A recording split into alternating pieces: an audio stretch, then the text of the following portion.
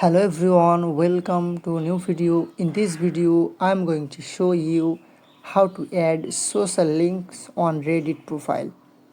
Before watching this video, please subscribe the channel. Let's get started. First, open Reddit app on your device. Now, tap on profile option top right corner. Now, tap on profile. Now, tap on add social link.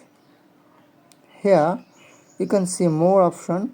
Now select a social option you want to need. Now tap on display text, then type your website address here. After typing your display text and website address, then tap on tick icon. That's it, successfully adds your social link on Reddit profile. Hopefully this video helped you. Please subscribe the channel. Thanks for watching this video.